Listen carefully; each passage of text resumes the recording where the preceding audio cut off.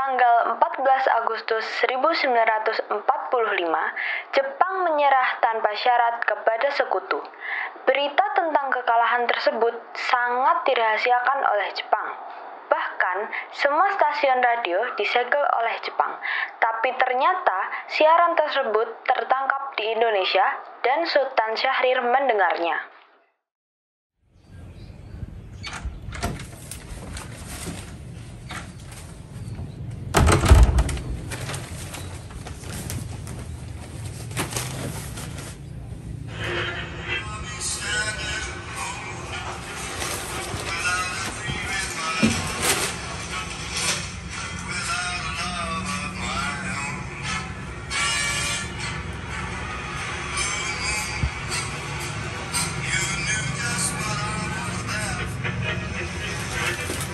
Designated Allied Supreme Commander to accept the surrender of the Japanese. He was met by Lieutenant General Eichelberger, commanding the 8th Army.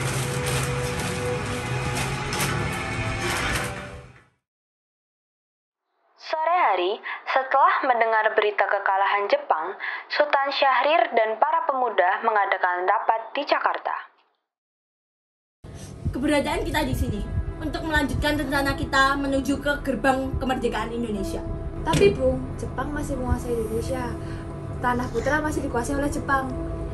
Assalamualaikum. Waalaikumsalam. Saya mendapat kabar bahagia untuk kita semua.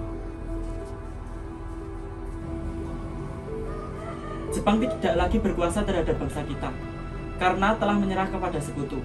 Sedangkan sekutu sebelumnya belum menguasai Indonesia. Oh iya, saya mengerti penjelasan Anda. Terima kasih.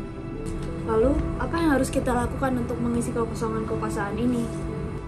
Bagaimana kalau kita meminta Soekarno dan Hatta untuk segera memproklamasikan kemerdekaan Indonesia? Benar itu, Jepang sudah tidak lagi berwenang terhadap kita. Kita harus memanfaatkan momen ini. Saya setuju dengan usulan Tuan, karena inilah waktu yang tepat untuk memproklamasikan kemerdekaan Indonesia. Apa yang dikatakan oleh Bung Syahrir itu benar. Kemerdekaan itu merupakan hak rakyat yang perlu kita proklamasikan. Oleh karena itu, marilah kita pergi ke rumah Bung Karno untuk meminta Bung Karno dan Bung Hatta untuk memutuskan segala hubungan dengan Jepang. Bagaimana saudara? Setuju? Setuju. Tapi jangan sampai proklamasi kemerdekaan diproklamirkan oleh PPKI. Kenapa kau berpikir demikian? Karena PPKI adalah badan yang dibentuk oleh Jepang. Kita tidak ingin ada campur tangan Jepang dalam proklamasi bangsa kita sendiri. Maka dari itu, mari kita sepakat untuk menolak hadiah dari Jepang, apapun itu, karena kemerdekaan Indonesia kitalah yang mengurusnya sendiri. Tepat sekali. Oleh karena itu, kalian semua harus pergi ke kediaman Soekarno untuk menyampaikan kabar hari ini. Saya dan yang lainnya akan memberitahukan kepada golongan pemuda lainnya untuk merebut kekuasaan Jepang. Keesokan harinya, pada tanggal 15 Agustus 1945, Khairul Saleh, Sultan Syahrir, Wikana, dan Darwis tiba di kediaman Soekarno di Jalan Pegangsaan Timur nomor 56 Jakarta dengan maksud menyampaikan hasil-hasil keputusan rapat. Assalamualaikum. Waalaikumsalam. Maaf, apakah Bung Karno-nya ada? Ada perlu apa dengan Kang Mas? Begini Bu, ada keperluan yang ingin kita bicarakan dengannya. Oh iya, saya panggil Kang Mas dulu, silakan masuk. Kang Mas. Kang, Ya Bu. ada yang mau Sari. Siapa ya Bu? Para pemuda ingin menyampaikan hal penting katanya. Baiklah, saya akan segera menemui mereka. Silakan duduk.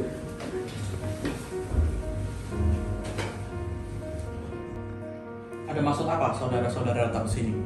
Kami mendengar kekalahan Jepang menyerah kepada sekutu di radio BBC London di Bandung. Maka dari itu, kita mengumpulkan para pemuda dan semuanya setuju bahwa Bung Karno dan Bung Hatta segera mempersiapkan kemerdekaan Indonesia. Ya, tidak bisa begitu saja. Memproklamasikan kemerdekaan harus dibicarakan pada rapat PPKI. Tidak Bung, PPKI itu merupakan bentukan Jepang. Kita tidak boleh membahas itu di rapat PPKI. Kemerdekaan Indonesia tidak boleh ada campur tangan oleh bangsa lain. Bukan begitu. Hal seperti ini harus dibicarakan di rapat PPKI, karena PPKI lah yang bertugas untuk merencanakan kemerdekaan. Apakah kita harus menunggu dari Jepang untuk kemerdekaan bangsa ini? Kita bisa Bung, kita harus bangkit dan memproklamirkan kemerdekaan sendiri. Mengapa harus menunggu dari Jepang? kekuatan segelintir ini mampu mengalahkan armada Jepang? Coba kalian perhatikan kepadaku. Mana bukti kekuatan yang dibutuhkan itu? Apa tindakan kalian untuk menyelamatkan wanita dan anak-anak jika terjadi sebuah pertumpahan darah? Bagaimana cara kita untuk mempertahankan kemerdekaan? Bayangkan, bagaimana kita akan tegak di atas kekuatan itu sendiri. Tapi Bu, semakin cepat proklamasi kemerdekaan ini dilaksanakan, semakin cepat juga berakhirnya penderitaan bangsa ini. Ini yang kita tunggu dari dulu, Bu. Baiklah kalau begitu, tapi berikan saya waktu untuk berunding dengan para golongan tua. Baiklah kalau begitu, mari kita berdiri.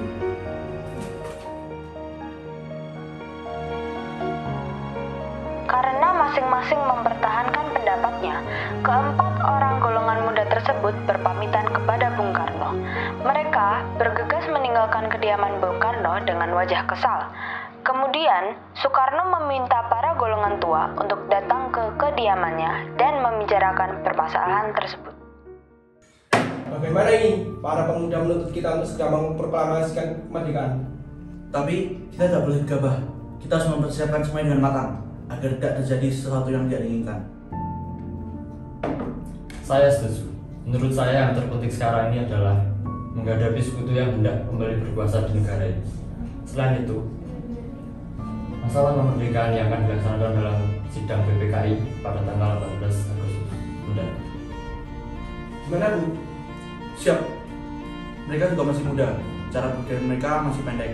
Kita harus berpikir ke masa depan untuk memikirkan dan mempersiapkan semuanya dengan matang. Kalau tidak, bagaimana jika nanti semuanya berantakan? Baiklah. Berarti kita semua sepakat. Baik, kita sepakat.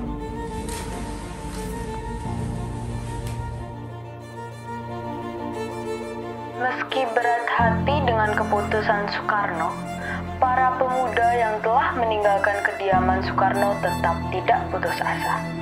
Mereka pun menyusun strategi bagaimana memujuk Soekarno dan Muhammad Hatta untuk memproklamasikan kemerdekaan sesegera mungkin. Akhirnya, mereka memutuskan untuk mengasingkan kedua tokoh tersebut ke Rengas Dengklok agar terhindar dari pengaruh Jepang di Jakarta. Begini, nampaknya golongan tua tak akan menyetujui kita. Kita harus mencari jalan keluar semua ini. Benar sekali, ada saran? Bagaimana kalau kita mengasingkan Soekarno dan Hatta di luar Jakarta supaya mereka tidak terpengaruh oleh Jepang? Tapi kita bakalan ngasingin di mana? Bagaimana kalau di Rengas Dengklok? Di sana adalah markas peta yang dipimpin oleh Yusuf Barno. Bagaimana saudara-saudara? Apakah kalian setuju? Setuju. Para pemuda pun menyetujui ide Darwis tersebut. Pada malam hari, Insinyur Soekarno dan Muhammad Hatta dibawa oleh sekelompok pemuda menuju Rengas Dengklok. Rombongan ini berangkat dari kediaman Soekarno yang dikawal oleh pasukan peta di bawah pimpinan Darwis.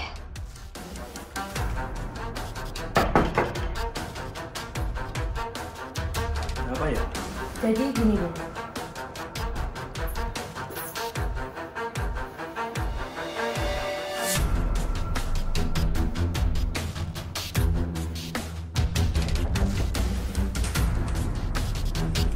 Ada apa ini?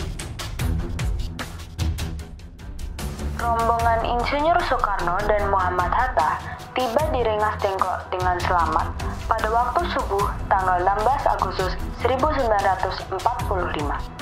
Soekarno-Hatta berada sehari penuh di sana.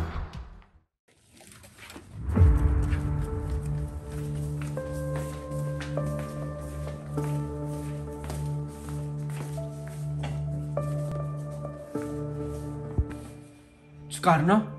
Hatta? Mengapa kalian membawa kami ke sini? Maaf atas kelancangan kami, Bung. Ini demi keselamatanmu. Ingin membahas kembali tentang proklamasi. Bukankah ini akan dibahas di sidang PPKI?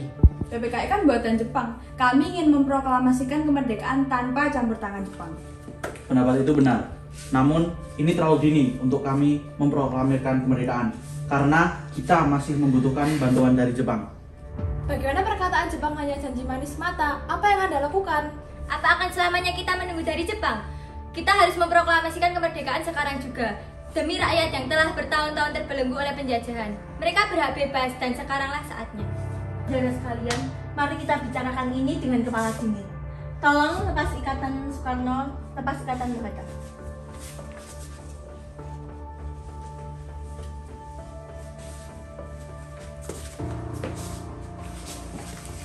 Saya mengerti perhitungan kalian tentang proklamasi ini.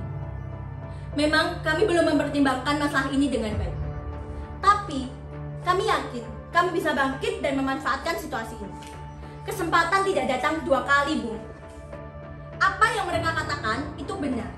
Dan saya percaya bahwa apa yang mereka katakan itu benar. Apakah kita mungkin melakukan semua ini? Itu kita pasti bisa, Bung. Asalkan kita yakin. Para pemuda di Jakarta juga sedang menyusun strategi untuk mencegah serangan dari Jepang. Bagaimana, Bung? Baiklah, saya setuju.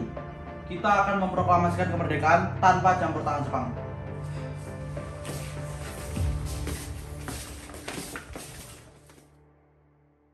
Pada pukul 5:30 sore, rombongan dari Jakarta yang dikawal oleh Peta tiba di Rengas Dengklok untuk menjemput Soekarno dan Muhammad Hatta. Syukurlah kalian semua baik-baik saja. Bagaimana dengan keputusannya? Kami setuju. Kemerdekaan akan dilaksanakan tanpa campur tangan Jepang. Lalu, kapan kita akan melaksanakannya? Bagaimana jika besok? Para tentara Jakarta telah bersiap.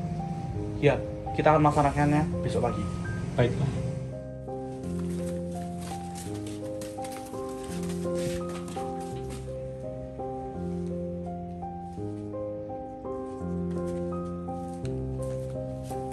Bagaimana kita akan menjarakan naskah proklamasi untuk kemerdekaan kita? Jepang tidak akan mengizinkan kita sekarang, apalagi jika mereka tahu kita akan melaksanakan proklamasi. Saya punya ide untuk meminjam rumah Laksamana Jepang, Laksamana Maeda. Baiklah, Bung, kita akan ke rumahnya malam. Selesailah perundingan di Rengas Dengklok.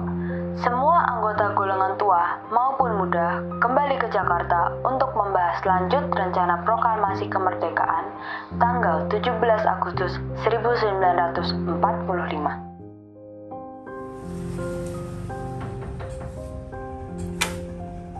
Maaf, ada apa ya? Kami ingin bertemu dengan Laksamana Maeda. Sebentar, saya panggilkan Bapak dulu. Selamat malam, ada apa? Maaf kami mengganggu Anda malam-malam ini.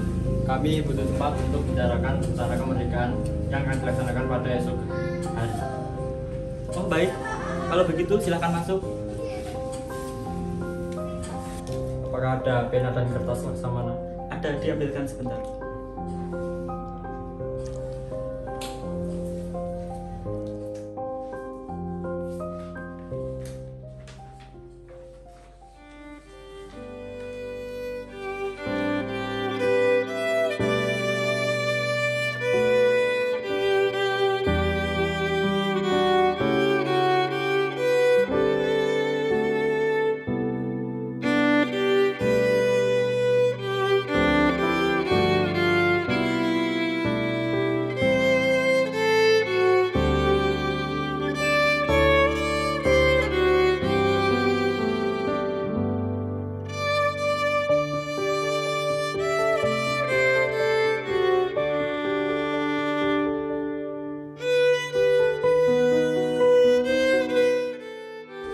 Lalu, bagaimana dengan penandatanganan naskah ini?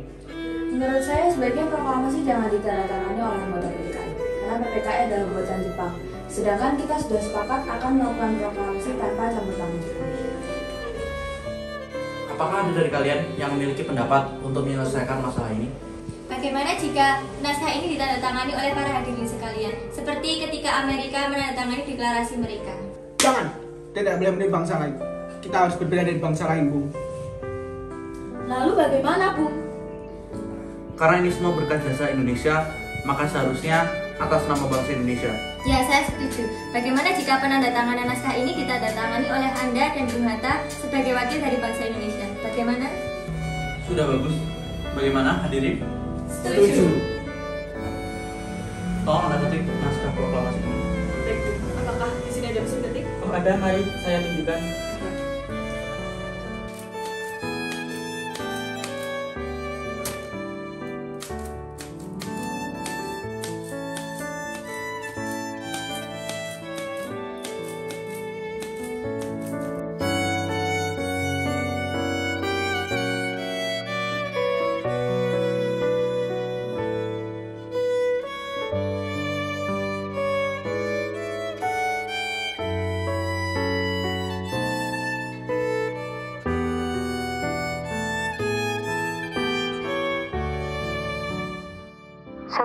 Seusai perundingan di rumah Laksamana Maeda, Soekarno pulang dan disambut oleh istri tercinta.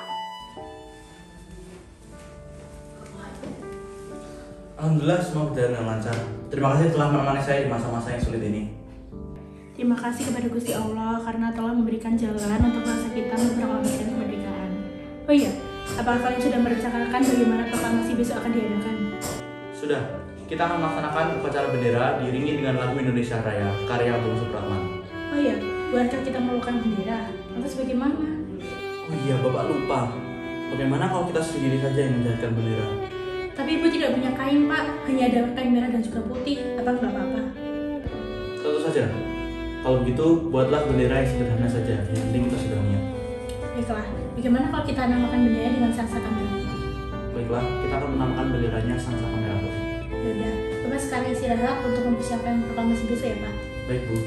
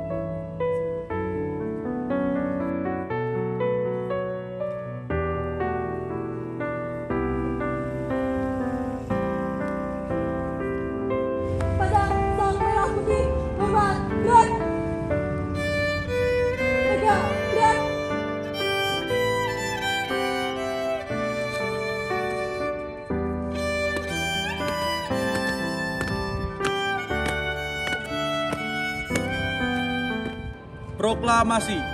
Kami, bangsa Indonesia, menyatakan dengan ini kemerdekaan Indonesia.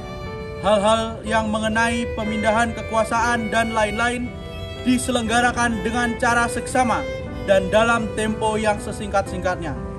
Jakarta, 17 Agustus tahun 1945.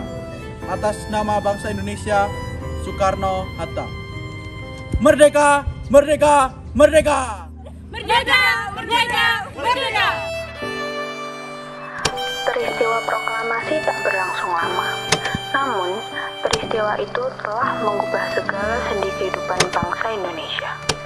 Peristiwa proklamasi kemerdekaan telah menjadi momentum puncak perjuangan bangsa Indonesia.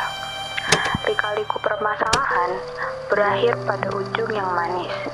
Perbedaan pendapat bersatu menjadi suatu kekuatan yang padu, bangsa yang satu, Indonesiaku. Oleh karena itu, kita sebagai generasi penerus bangsa harus berprestasi dalam rangka mengisi kemerdekaan tersebut, bukan malah menodainya. Kita harus bisa membalas budi para pejuang tanah air dahulu dengan cara mempertahankan kemerdekaan itu.